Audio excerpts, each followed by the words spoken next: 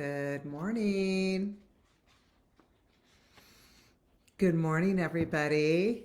Welcome to Mindset Monday. Welcome to Carrie Davis Consulting page. Um, I am I'm happy to be here with you today. And like I am almost every Monday, I was off last week for a vacation.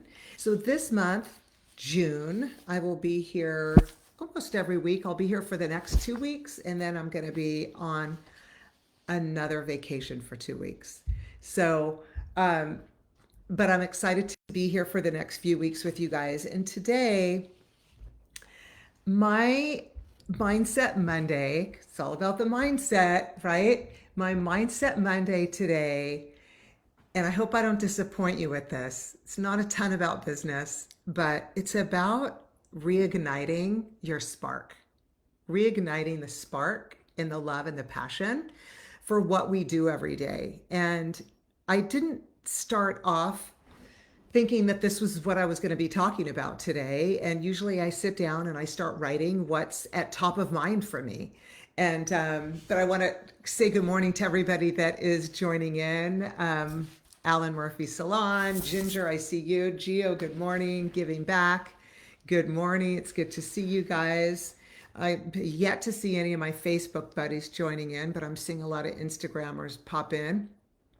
Um, so I was sitting down getting ready to write about business strategies today and really going through the 5 pillars that I feel are super important for a successful, sustainable business, which is operations, leadership, culture, finance, and education.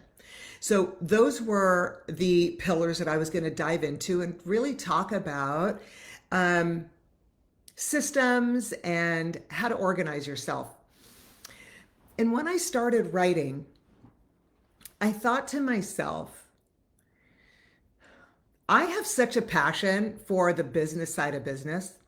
And when people ask me, how is it that you've run your salons for 32 years and you still love what you do? And I do get asked that quite a bit. And the only answer that I have is that I love what I do. I love my team. I love the strategy of business. And I love seeing people grow, and I love seeing businesses grow. Like, I just like the whole dynamic of it all, right? And so when I was writing what my program was going to be about today, I completely was just got caught up in writing about that it's not that we have all the best systems in place, right? I mean, we're always striving towards best practice, like the best systems for our operations, the best systems for leadership. How do I show up and be a great leader? The best practices for financial fitness, financial sustainability.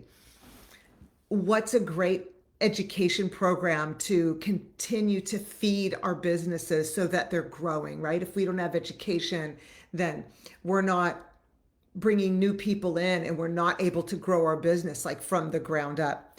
And then also culture and team morale is a huge part of it, right?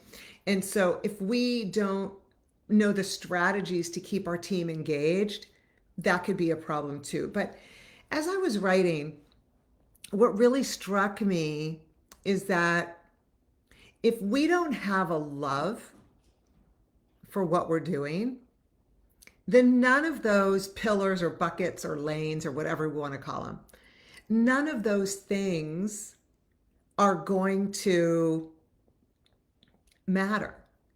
I have met so many salon owners and leaders that they have the right checks and balances, right? They have great operations and they might have good, finance practices. And the one thing that might be lacking is culture and team morale. And sometimes what I see, and it is frequent, is the thing that's lacking is the love for what we do and the love of the whole package. Not that we're good at the whole package, but do we have a passion for the thing we're doing, whether that thing is working on the backside of our business, whether it's interfacing with our team, whatever the job is that you have, is do you have a love for it? It's easy to tick off these boxes saying, well, I have my operational pieces in order, and I, have my finance in order, and I have my education in order, and I have, my operations in order. But have I lost sight of what really lights me up as a leader? Because if I'm not loving leading my team, do you think that's going to come off to your team? And maybe that's going to have an impact on team morale and culture and interaction and engagement if I'm not passionate? Yes, that has a very big piece in how engaged we are in our business. And I've seen many leaders that have some good systems. Maybe they have a pretty good business, but they don't love what they're doing. They're going through the motions. And I've been there. I've been doing this for 32 years, right? I've been in the business for 40 years, almost 40 years. So I've felt burnt out before. I have felt like, what am I even doing, right? And I think that's super natural. And if you are feeling burnt out, or you're feeling, I don't really know, like feeling unorganized, if you can't take a step back to reevaluate what lights you up and why you're doing what you're doing, then it's going to perpetuate the feeling of burnout and the lack of spark and passion for what you're doing. A while back, I went to go see my friend Wendy. Who's Wendy, you ask? Some people call her a Reiki master practitioner. Some people call her therapist. Some people call her healer. I just call her Wendy. She's been a friend of mine for, 30 years. And I've been going to see her over, here and there over the past 25 years. And I have gone to see Wendy when I have had personal issues come up. I have gone to see her when I was diagnosed with lymphoma in 2014. I went to see her when I felt burnt out in my business. And I remember one specific time that I went to go visit my friend Wendy. And I was so busy. I had, at that point, my 3 locations. I was traveling almost every other weekend. And I was doing my consulting in between breaths. So I had a lot going on. And I remember sitting down with her, and I was saying, and I have to do this, and I have this going on, and I have to get this done, and I have to get that done. And I remember she stopped me. She said, hang on. Do you have to get this done? Or do you get to get this done? I'm going to repeat that. Do you have to get this done? Or do you get to get this done? And it made me pause for a minute, right? Because I thought, well, I have to get it done, but I also get to show up and do the job that I love doing. And I was so caught up in my busy list and so caught up in the minutia of the things that happen in business, people calling out sick, clients no-showing, staff quitting, issues with this, that, or the other, any of these 5 pillars, right? There's going to be issues in operations, issues in leadership, issues in finance, issues in education, issues with culture. There's going to be these things. It's nothing new. This isn't something that we think that we're going to, maybe we have a hallucination that we're going to show up and be a leader and not have these issues. But I'm here to tell you that these issues are here and they're here to stay. And hopefully they're not as big and frequent as maybe they once were.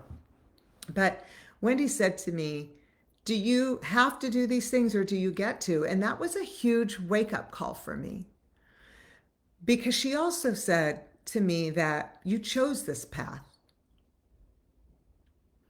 And she said that sometimes we forget that the universe is always working for us, not against us. So when it feels like the world is against us and all these issues are coming up at work, and we're like, why are the forces against me?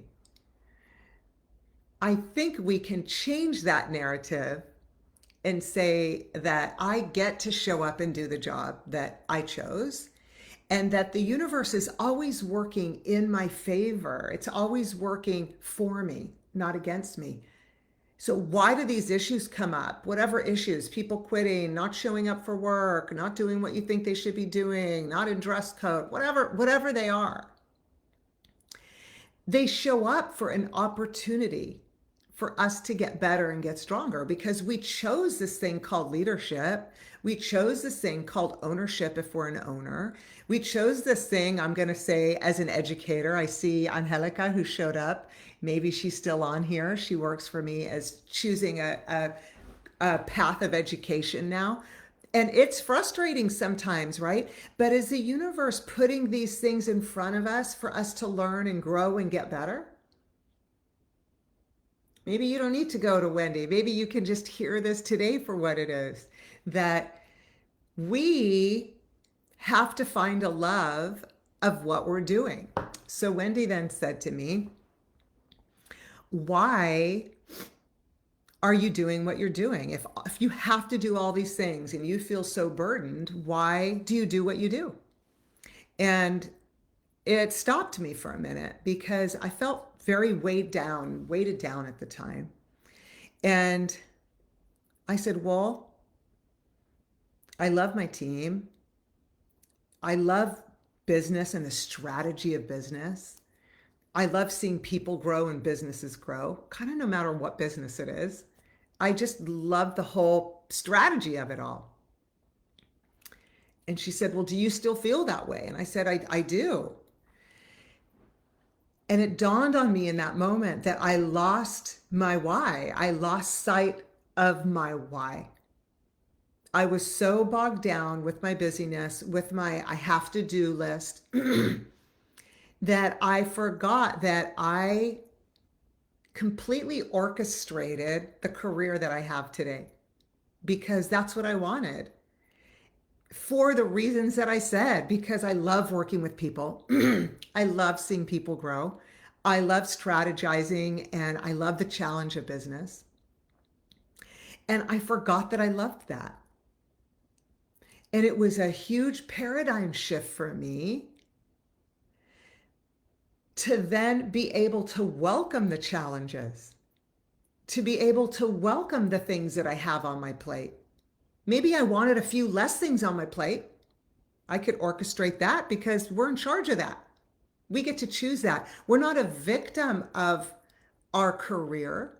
We orchestrated where we are today. So if you're too busy, if you're overwhelmed, you can also change those things because you created those things. I think sometimes we victimize ourselves and say, well, I have to do these things and look where I am and look at all these things that happened. We created the path that we're on. And as leaders, we created opportunities for all these challenging things to drop onto our path and for us to figure it out. So if your passion is not figuring out problems and being a problem solver, does it always feel good? No. It's frustrating sometimes, and it makes us angry. It makes me angry sometimes. And it's like, am I in this place again? Yeah, I am, because this is the career that I orchestrated. This is the path. And there's going to be challenges along the way, right? So in the comments, you guys, I don't know if this is resonating with you. You know, when I start writing, I just start writing. This is the stuff that just came out. And I guess this is what I was supposed to be talking about today. So jump in the chat. Let me know what's like the heaviest thing on your plate right now. And what's the biggest thing you're dealing with right now? And put in the chat also your mindset. How's your mindset around that? Because, you know, a situation is just a situation, but it's the energy that we bring to this situation that makes it big or small, isn't it? So I don't know, if somebody quit, it's like, it's just a fact that somebody quit, right? It is the energy that we put on this thing that somebody quit that could make it a disaster, or like, okay, this happened, we need to problem solve and keep moving. We have feelings about it, but part of the job that we took on and we orchestrated was also being a problem solver. And if you don't have a love for problem solving, well, then maybe you should be in a job where there's no problems, right? Um, so I'm seeing some of these comments. Uh, Bella, repeating myself. Tell me more about that. Alan Murphy Salon, I'm glad this is resonating with you. Um, Hi, Geo, reminding your team to jump. Derek, staff challenges with someone wanting to leave the industry, but also maybe transitioning into a leadership position, mindset, optimism, and hope that this works. Yeah, guys, we don't always have the answer, but part of our job as leaders that we took on, we orchestrated this path, right? Part of our job is being able to figure it out. And we don't have to figure it out alone. Sam said, learning a new role and inspiring the team from that new role. Mindset is excited. Yeah, we have to be, if we took on the job as a leader, whether that's owner or leader or educator, whatever that is, we're responsible to continue to grow. And sometimes that feels hard. That's why it's called growing pains, right? That term didn't come up for no reason. So I have a few takeaways that I hope will help you guys today. And again, I don't even know why this was like my topic today, but I feel so grateful that I get to show up, and this is part of the job that I orchestrated, being with you guys. You're so engaged. It warms, I could cry. It warms my heart. Being able to be with my team, being able to strategize about business. Um, and I'm going to digress for just a second. And it's any business. For me, I'm working right now with a interior design firm out of Chicago that's looking for an exit strategy. And I'm helping them to orchestrate their future for themselves. And this isn't even in my industry, right? Because I love business. So can I talk about business really when it comes to any businesses, right? So I'm orchestrating this thing called living my passion, working with people, helping them find what's right for them, no matter what course that takes. So, Alan Murphy Salon, I feel like you read our minds. Oh, I love that. I love that. I don't know. I'm just showing up. I'm feeling the vibe of what's out there and I'm trying to speak to it, right? So, Geo, you're saying I'm not consistent with that. I feel responsible for not reaching timely milestones. Well, Gio, maybe your milestones are too ambitious and maybe you need to slow your roll. Maybe you need to take a step back and plan out what it's going to take to hit those milestones. Sometimes we plan goals and milestones um, at a pace we want, not at a pace that our team is actually moving or that the flow for us is actually moving. So don't be so hooked on some specific end result. Be hooked on what does the process need to look like for it to be a win for everybody. So I have like 6 things that I want to leave you guys with today. And I hope that this resonates with you. If it does, throw me some love in the chat and let me know which one is resonating with you, because your feedback, I love when you're typing and throwing things out there, because it makes me feel more connected and that I'm doing this not like for my own release of my brain, but like I actually have people that are, into it. So I love that and I really appreciate it. So, okay.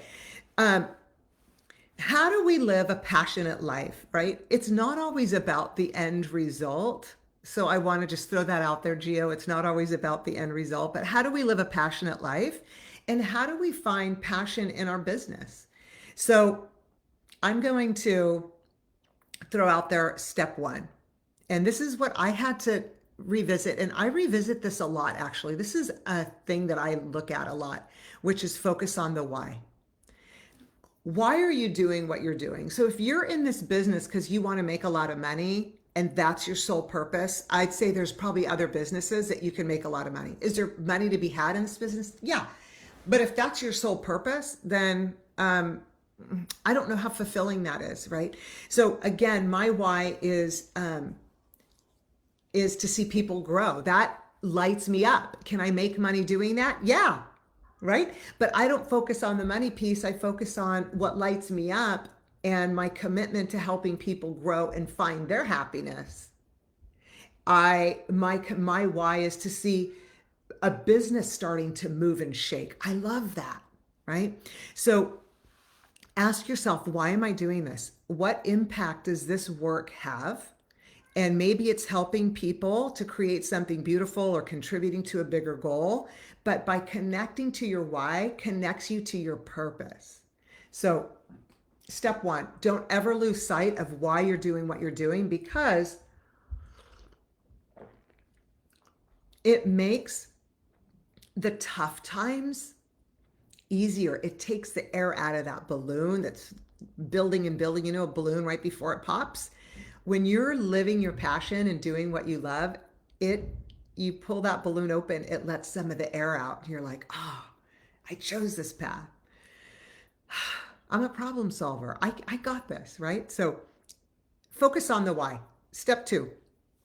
This is a really big one. Find your flow. What's finding your flow? Remember that feeling when you're so absorbed in a task that time flies because you love what you're doing. That's your flow. So find the rhythm of the things that light you up. And if it's in your business, and we talked at the top of the hour about operations, finance, education, culture, operations, I don't know if I'm giving all of them. There might be some things that you feel like I'm just not good at and I don't have a passion around. Who can do that then in your business to let some of the air out of your balloon, soften it a little bit, can help you to do some of those things? You don't have to have a passion for all of it, but being a leader is problem solving. What things can I let go of and put over here on the shelf and have somebody pick back up? And what things do I want to stick with that I know that I love, but it all needs to get done. So you have to find your passion in figuring out how to get it all done. So find your flow, right? Find the thing you love doing that time gets lost because you love doing it. I had a conversation with my 15, almost 16-year-old, and we were talking about school and what he was thinking were his big passions and interests. And he said, somebody told me last week, or he listened to a speaker or something, that if you just love what you do and you can make a living doing it, that's what you should focus on doing. And I was like, I wonder who that person was. I thought, yes, honey, that is exactly what you need to do. That it's like, find what you love, do what you love with passion, and find a way to make money doing it. I mean, isn't that the most perfect life right there? So find your flow. So when you're working, time flies. When I go into the salon, I mean, I can't, hours go by and I'm like, guys, I gotta go, right? It's just like, I never leave. Embrace the challenges. That's number 3.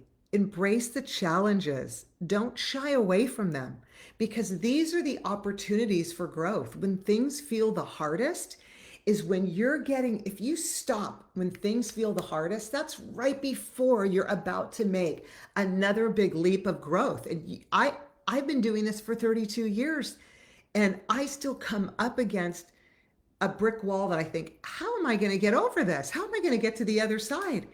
And I just stick with it because I'm fixated on how to solve this specific problem.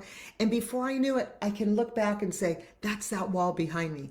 I got through there and I got over that because I stuck with it when it got hard.